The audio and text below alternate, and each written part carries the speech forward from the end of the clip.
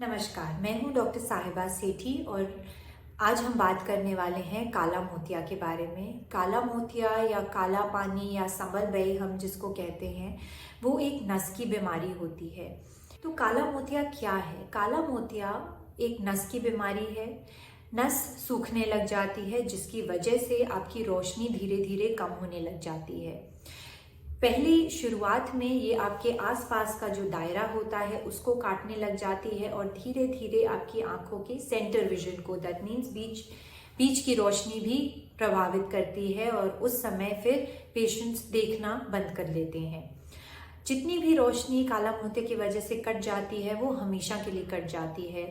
जिस भी स्टेज में आपका काला मोतिया डायग्नोज हुआ होता है, डॉक्टर सिर्फ यही कोशिश कर सकता है कि उसको आगे बढ़ने से रोक सके।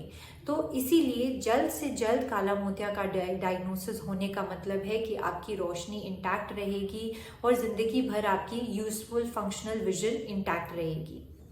काला मोतिया देखिए क्यों होता है।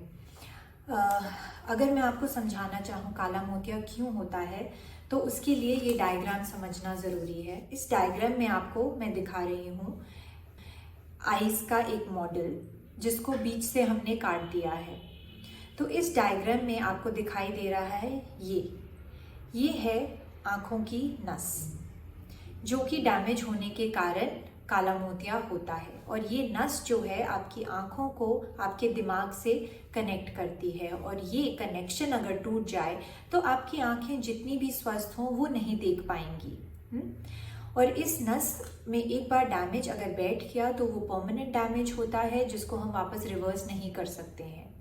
अब देखिए ये डैमेज क्यों होता है। तो आँखों के अंदर यहाँ पे इस हिस्से में पानी भरा रहता है जो अपने हिसाब से बनना होता है और अपने हिसाब से निकलता है, ड्रेन होता है। लेकिन कई बार ये जो ड्रेनेज एंगल होता है वो ब्लॉक्ड होता है या तंग होता है या फिर डैमेज्ड होता है, जिसके कारण पानी तो बन रहा है लेकिन बाहर निकलने का जो रास्ता है वो तंग है। तो क्या होता है, आंखों के अंदर पानी बनता रहता है और यहीं पे जमता रहता है, जिसकी वजह से आंखों के अंदर का प्रेशर बढ़ जाता है और पीछे की नस में सबसे ज़्यादा दबाव पड़ता है, जिसकी वजह से नस धीरे धीरे सूखने लग जाती है। अब काला मोतिया खतरनाक क्यों है? तो काला मोतिया खतरनाक इसलिए है क्योंकि उसका कोई इलाज नहीं है। काला मोतिया को हम ठीक नहीं कर सकते हैं। एक बार अगर नस में डैमेज आ जाए तो वो परमानेंट डैमेज हो जाता है। वो जितनी सूख जाती है वो परमानेंटली सूख जाती है, जिसको कोई भी डॉक्टर वापस रिवर्स नहीं कर सकता है। इसीलिए आपकी जो रोशनी है उसको बचाना ही मकसद होता है काला मोतिया के ट्रीटमेंट का। So it is a preventable blindness, it is not a curable blindness. जिन पेशेंट्स को काला मोतिया होता है उनको कई सारी चीज़ें करने में बहुत तकलीफ होती हैं, जैसे कि सीढ़ी चढ़ना, सीढ़ी उतरना, ड्राइविंग करना। कुछ पेशेंट्स जो पायलट्स हैं, जो हाईली स्किल्ड जॉब्स में हैं, इन सब पेशेंट्स को बहुत ही तकलीफ होती है काला मोतिया होने की वजह से। तो काला मोतिया के लक्षण क्या होते हैं? In most cases 80% of the cases 80% patients को मालूम नहीं पड़ पाता है कि उनकी आंखों में काला मोतिया है जब तक वो एक रेगुलर जांच के लिए ना जाएं। लेकिन कुछ अर्ली साइंस होते हैं, कुछ ऐसे प्रकार के ग्लोकोमास भी होते हैं जिनमें साइंस होते हैं। तो आप कोई भी अपने आंखों की वार्निंग साइन को इग्नोर ना करें। कभी अगर आपको लगे कि आपकी रोशनी धुंधली होती है फिर साफ हो जाती है या क्लाउडी सा दिखता है, अगर आपको लगता है कि आपके चश्मे का नंबर जो है बहुत ही फ्रीक्वेंटली चेंज हो रहा है, कुछ कुछ महीनों में आपको नंबर बदलना पड़ रहा है, तो भी ये एक ग्लोकोमा का साइन हो सकता है। कई बार आँखों में बहुत एक्यूट पेन होने लग जाता है जो कि रेडिएट करके आपके सर में बहुत ज़्यादा दर्द करता है। कई बार नोज़िया या वॉमिटिंग भी इसके साथ एसोसिएटेड होती है।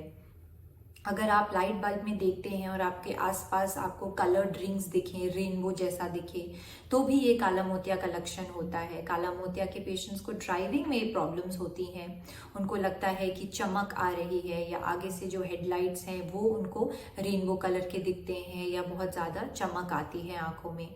तो कुछ ये साइंस हैं जो आप जिनको लुक आउट कर सकते हैं, जिनकी वजह से ग्लोकोमा हो सकता है आपकी आंखों में, और जांच कराना बहुत ही ज़्यादा ज़रूरी है। कई बार पेशेंट्स को पढ़ने में तकलीफ़ होती है, बहुत ज़्यादा तेज़ लाइट ना हो अगर तो रीडिंग में डिफ़िकल्टी होती है। कई पेशेंट्स को कलर्स एप्रिशिएट करने में प्रॉब्लम होती है, कॉन्ट्रास्ट सेंसिटिविटी उनकी डाउन हो जाती है। तो ये कुछ साइंस हैं ग्लोकोमा के जो अगर आपकी आंखों में आपको महसूस होते हैं तो डेफिनेटली एक रूटीन चेकअप और ग्लोकोमा स्क्रीनिंग आपके लिए बहुत ही ज़्यादा मैंडेटरी है। तो काला मोतिया कैसे डायग्नोज किया जाता है? तो आपके आई स्पेशलिस्ट सबसे पहले तो आपकी आंखों का प्रेशर चेक करते हैं, आपकी आंखों की रोशनी कितनी है, विजन चेक करते हैं। कई बार आंखों का प्रेशर नॉर्मल होने के बावजूद भी आंखों में काला मोतिया हो सकता है। देखिए, आंखों का नॉर्मल प्रेशर 21 के नीचे नीचे रहता है, लेकिन कई बार 21 के नीचे होने के बावजूद भी नस में डैमेज हो सकता है, जिसको हम कहते हैं normal tension glaucoma. Normal tension glaucoma में प्रॉब्लम अलग प्रकार की होती है।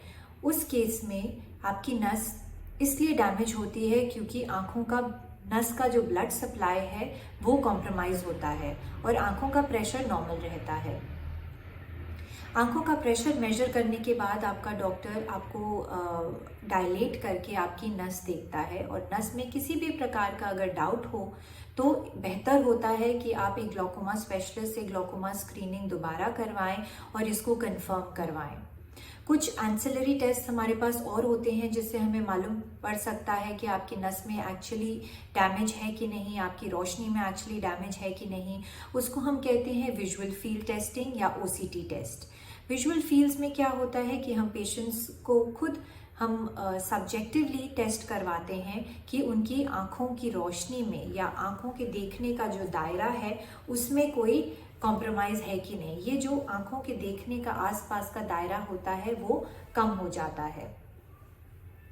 फिर एक ओसीटी स्कैन होता है, आप समझिए ये एक नस का सीटी स्कैन होता है जिससे भी हमें मालूम पड़ सकता है कि आपके नस में डैमेज हुआ है, और हुआ है तो कितना हुआ है। एक तीसरा जो टेस्ट होता है उसको कहते हैं गोनियोस्कोपी। गोनियोस्कोपी बहुत ही एक महत्वपूर्ण टेस्ट होता है जिससे हम मालूम कर सकते हैं कि आपकी आंखों में किस प्रकार का काला मोतिया है। क्या ये ओपन एंगल ग्लोकोमा है या क्लोज्ड एंगल ग्लोकोमा है। तो दोनों ही अलग अलग प्रकार के ग्लोकोमा होते हैं जिनका ट्रीटमेंट भी अलग अलग तरीकों से किया जाता है। ग्लोकोमा का ट्रीटमेंट इस मकसद से किया जाता है कि आपकी जितनी रोशनी बची हुई है हम उसको और डिटोरेट ना होने दें और कम ना होने दें। तो शुरुआत में आई ड्रॉप से आपकी आंखों का प्रेशर कंट्रोल किया जाता है। अगर आई ड्रॉप्स नहीं काम करते हैं तो लेज़र भी ट्राई किया जा सकता है, और अगर कुछ भी काम ना करे तो फाइनली आंखों का प्रेशर कंट्रोल करने के लिए सर्जरी की जाती है। सर्जरी भी ग्लोकोमा की कई प्रकार की होती हैं। एक सर्जरी होती है जिसको हम कहते हैं मिनिमली इन्वेजिव ग्लोकोमा सर्जरी या मिग्स। दूसरी थोड़ी और अग्रेसिव सर्जरी होती है जिसको हम कहते हैं ट्रेबिक्युलेक्टमी। और फिर अगर ये भी ना काम करे तो फाइनल स्टेज सर्जरी होती है, एक ट्यूब लगाई जाती है आंखों के अंदर जिससे हम आंखों के अंदर का पानी बाहर ड्रेन कर सकते हैं। अब ग्लोकोमा किन पेशेंट्स में ज़्यादा आम है? देखिए, ग्लोकोमा किसी भी उम्र के पेशेंट को हो सकता है। ये पैदाइशी भी हो सकता है और आगे जाके बुजुर्गों को भी हो सकता है, किसी भी उम्र में हो सकता है। बच्चों में काला मोतिया पकड़ना ज़्यादा आसान है क्योंकि पैदाइशी अगर बच्चों में आँखें इनकी बहुत बड़ी हों, ज़रूरत से ज़्यादा बड़ी हों, या नीली दिखती हों, या आँखों में कंटिन्यूसली आँखों से पानी आता रहता है लगातार, तो ऐसे केसेस में बच्चों को ज़रूर एक ग्लोकोमा स्पेशलिस्ट को दिखाएं और उनका ग्लोकोमा रूल आउट करवाएं। आगे जाके 40 साल की उम्र के पेशेंट्स से ऊपर जो पेशेंट्स होते हैं उनमें ग्लोकोमा का रिस्क दुगना हो जाता है। इसीलिए हम एडवाइस करते हैं कि 40 साल की उम्र के जो पेशेंट्स हैं वो डेफिनेटली अपना एक एनुअल हर साल में एक बार रूटीन आई चेकअप ज़रूर करवाएं, क्योंकि अगर ग्लोकोमा को जल्दी पकड़ना है तो वो सिर्फ एक रूटीन चेकअप के द्वारा ही हो सकता है। साइंस और सिम्टम्स इसके बहुत ही सटल होते हैं, जो कि पेशेंट्स को लास्ट स्टेज तक समझ नहीं आ पाता है, और लास्ट स्टेज में आपकी रोशनी पूरी की पूरी ख़त्म हो जाती है, जो हम वापस फिर ठीक नहीं कर पाते हैं। कुछ और पेशेंट्स ऐसे होते हैं जिनमें ग्लोकोमा का रिस्क ज़्यादा होता है। वो पेशेंट्स हैं जो हाई ब्लड प्रेशर के पेशेंट्स हैं, डायबिटीज़ के पेशेंट्स हैं, जिनको मोटे चश्मे लगे हैं, चाहे वो हाई माइनस नंबर हो या हाई प्लस नंबर हो। कुछ ऐसे पेशेंट्स जिनके परिवार में किसी और को वैसे ही काला मोतिया है। तो फैमिली हिस्ट्री ग्लोकोमा की एक बहुत ज़रूरी एक रिस्क फैक्टर होता है। अगर तो आपके परिवार में किसी को काला मोतिया है तो सारे ब्लड रिलेटिव्स को डेफिनेटली अपनी आँखों का रेगुलर चेकअप ज़रूर करवाना चाहिए। फिर और ऐसे जो पेशेंट्स होते हैं जो किसी तरीके के स्टीरॉइड्स लेते हैं, चाहे वो ओरल स्टीरॉइड्स हों या नीजल इन्हेलर्स हों या आई ड्रॉप्स हों। कई पेशेंट्स को एलर्जीज़ होती है जिसकी वजह से लगातार या लंबे समय तक स्टीरॉइड ड्रॉप्स इस्तेमाल करने पड़ते हैं, या खाने के steroids for some autoimmune disease. तो इन सब पेशेंट्स को काला मोतिया का स्क्रीनिंग बहुत ही ज़रूरी है।